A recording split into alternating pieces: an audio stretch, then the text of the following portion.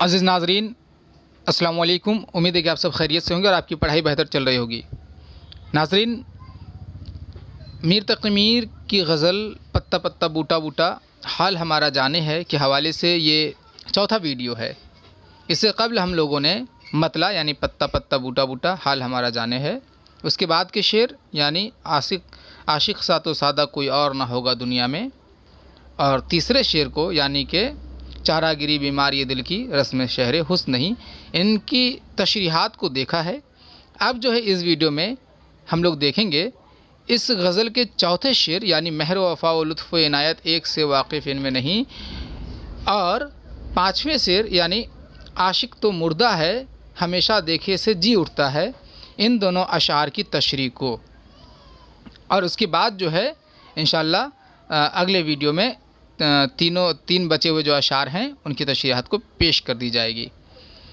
नाज़रीन, इस वीडियो में जो पहला शेर है वो है महर वफ़ा व लुत्फ़ इनायत एक से वाकिफ़ इनमें नहीं, और तो सब कुछ तंज़ किनाया रमज़ इशारा जाने है। देखिए यहाँ जो वाव सब है उसको बहुत अच्छे से पढ़ने की ज़रूरत, इस तरह नहीं पढ़ना है महर वो वफ़ा वो लुत्फ़ वो इनायत, ऐसा नहीं पढ़ना है। उसको पढ़ना है महर वफ़ा व लुत्फ़ इनायत एक से वाकिफ़ इनमें नहीं, क्योंकि जो वाव होता है इज़ाफ़त के तौर पे उसको हम लोग पिछले हर्फ में पेश के ऐसा मजहूल के ऐसा पढ़ देते हैं, जैसे रेवा पेश रो महरो वफ़ाओ, इस तरह से अलिफ वा पेश ओ, लुत्फ़ो यानी फिवा पेश फ़ो, इस तरह से पढ़ना है। लुत्फ़ पूरा तोड़ने के बाद वो इनायत इस तरह नहीं पढ़ना है। बहरहाल ये तो क़ीरत है। अब हम लोग इस शेर को समझने की कोशिश करते हैं। महर वफ़ा के मानी मोहब्बत है ना, महर के मानी भी मोहब्बत यहाँ पे लेना है, क्योंकि महर के वैसे तो कई एक मानी है, लेकिन यहाँ जो मीर ने इस्तेमाल किया जिस मानी में वो है मोहब्बत शफ़क़त है ना। महर वफ़ा व लुत्फ़ इनायत, ये सब वो जो मोहब्बत के जो ये हैं एहसासात हैं वो सब है। लुत्फ़ वो इनायत मज़ा, इनायत माने जो मरवती है, एक से वाकिफ़ इनमें नहीं, यानी कि जिसे यहाँ कहा जा रहा है वो ना उसके अंदर में शफ़क़त है, ना मोहब्बत है, ना उस्तवारी है, ना लुत्फ़ है, ना इनायत है, कुछ भी नहीं जानता है। और तो सब कुछ तंज़ किनाया रमज़ इशारा जाने है, यानी कि ना मोहब्बत से वाकिफ़ है, ना शफ़क़त से वाकिफ़ है, ना लुत्फ़ से वाकिफ़ है, ना इनायत से वाकिफ़ है। इन तमाम चीज़ों से यानी जो भी चीज़ें इंसानियत के हवाले से है वो नहीं जानते हैं। जानते हैं तो क्या जानते हैं? तंज़ करना जानते हैं, तंज़ के जितने हरवे हैं वो सब जानते हैं, किस किस तरह से तंज़ किया जा सकता है, इन तमाम चीज़ों से वाकिफ़ हैं। इस शेर में उम्मीद है कि आप यहाँ तक समझ गए होंगे जो अल्फाजों के हिसाब से मैंने समझाया कि कहना क्या चाह रहे हैं। अब इसका मरकज़ी ख़याल ये है कि इस शेर में शायर दुनिया से मुखातिब है, दुनिया में जितने लोग हैं उन तमाम लोगों से मुखातिब हैं, और कहते हैं कि इस दुनिया के जितने भी लोग हैं उनकी फ़ितरत क्या है। उनकी फ़ितरत ये है कि अगर कोई शख्स मोहब्बत करे, इश्क़ करे, और अगर उसमें वो नाकाम हो जाए तो दुनिया वाले उसके ज़ख्म की पट्टी नहीं करते, उसके मर्ज़ की दवा नहीं करते, बल्कि उस पे तंज़ करते हैं। और तंज़ वो भी नहीं कि ऐसा तंज़ नहीं है कि सिर्फ़ बातों में ही मीठे अंदाज़ में तंज़ किया जा रहा है।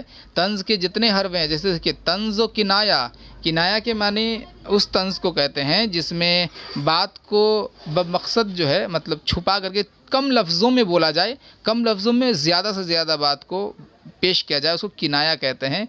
रमज़ व इशारा, आँखों से या वो जो आँख के ऊपर में जो भौं है उससे, या हाथों से इशारा करके जो तंज़ किया जाए, यानी कि इशारे की जो ज़बान उसे रमज़ व इशारा कहते हैं। यानी कि जिस तरह से भी हो सकता है आपसे तंज़, वो तमाम तरीके दुनिया जानते हैं किस चीज़ के लिए, तंज़ करने के लिए।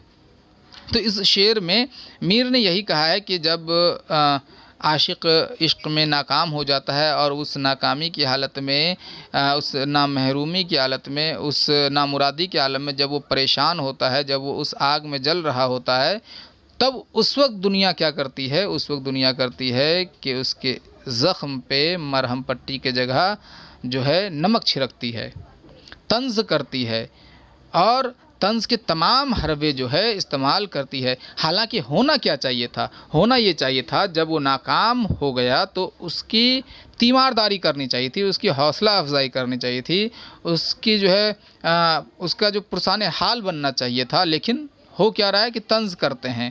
دنیا میں جتنے بھی لوگ ہیں ان کے اندر وفاداری نہیں ہے، مروت نہیں ہے، لطف و عنایت سے واقف نہیں ہے، مہربانی جیسی صفت ان کے اندر نہیں ہے، ان تمام چیزوں سے وہ لوگ ناواقف ہیں۔ یہ اس شعر کا جو ہے مرکزی خیال ہے۔ اب اس شعر کو میں پڑھ دیتا ہوں تاکہ آپ اپنے امتحان میں لکھ پائیں۔ ظاہر سی بات ہے یہ آپ سمجھ گئے ہوں گے اب تک کہ آپ کے امتحان میں اگر یہ تشریح کرنے کے لیے آئے تو سب سے پہلے آپ اس نشان کے ساتھ، شعر کے نشان کے ساتھ آپ شعر کو اتاریں گے اور شاعر کا یعنی میر تقی میر کا تعارف 8 سے 10 جملوں میں کریں گے، جو کہ پہلے ویڈیو میں پیش کیا جا چکا ہے، وہاں سے آپ لے لیں، اور اس کے بعد شعر کی طرف بڑھ جائیں گے۔ شعر 2-3 جملوں میں آپ تعارف پیش کریں گے، جیسے مندرجہ والا شعر اردو کے صفحے اول کے شاعر میر تقی میر کے زور قلم کا نایاب نمونہ ہے۔ یہ آپ اپنے انداز میں جو بھی پیش کرنا چاہے کر سکتے ہیں۔ اس شعر میں شاعر نے نہایت حسن خوبی سے اس پوری دنیا کے لوگوں کی فطرت کو واضح کر دیا ہے۔ یہ ایسا جملہ ہے جو اس شعر کا مرکزی خیال ہے۔ اس کے بعد وضاحت کے ساتھ پیش کیا جائے گا کہ کہتے ہیں کہ اس دنیا کے لوگ انسانی اقدار سے محروم ہیں، یعنی انسانیت جسے کہتے ہیں اس دنیا کے لوگوں میں وہ نہیں ہے۔ آپ اس کا اسکرین شاٹ لیتے چلیں کیونکہ ابھی اتارنے میں وقت لگ جائے گا۔ آپ پہلے ابھی اسے سمجھ لیں اور اسکرین شاٹ کر لیں، اس کے بعد اپنی نوٹ کاپی میں اسے اتاریں اور اس کے بعد یاد کر لیں۔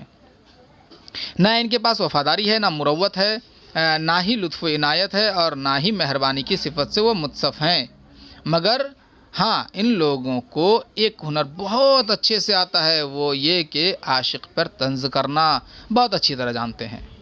یہ دنیا کے تمام لوگوں کے اندر میں ہے یہ خوبی۔ جب عاشق عشق کی آگ میں جلتا ہے اور عشق کی داخلی کیفیات و محرومیوں سے دوچار رہتا ہے، اور اس وقت جو اس کے چہرے پر بے خودی کی کیفیت کا تاثر پیدا ہوتا ہے، تو اس کیفیت کو دیکھ کر یہ لوگ مذاق اڑاتے ہیں، عاشق پر طنز کے تیر برساتے ہیں۔ کوئی طنز کرتا ہے، کوئی کنایا اور کوئی رمز و اشارے کے ذریعے سیدھا اس پر نشانہ سادھتا ہے۔ اب جیسے مان لیجئے کہ کوئی عاشق ناکام ہو گیا، اب اس پر آپ طنز کرتے ہیں، دیکھے ہو گئے نا ناکام، پتا تھا کہ تم ناکام ہو جاؤ گے۔ اب دیکھیے یہاں اس کو ٹھیس پہنچایا جا رہا ہے۔ اور کوئی کہتا ہے ہاں کرو کرو خوب عشق کرو، بہت مزہ لے رہے تھے عشق میں، بہت تم کو غرور تھا اپنے عشق پہ، چکنا چور ہو گیا، ٹوٹ گیا۔ بہت الگ الگ طریقے سے جو ہے تیر جو ہے طنز کے تیر وہ چھوڑتے ہیں لوگ۔ آپ اس سے خود بھی تجربہ کیے ہوں گے یا مشاہدہ ہوگا آپ کا کہ لوگوں کے اندر میں طنز کرنے کے بہت ہنر ہیں، حالانکہ تیمارداری کوئی نہیں جانتا ہے۔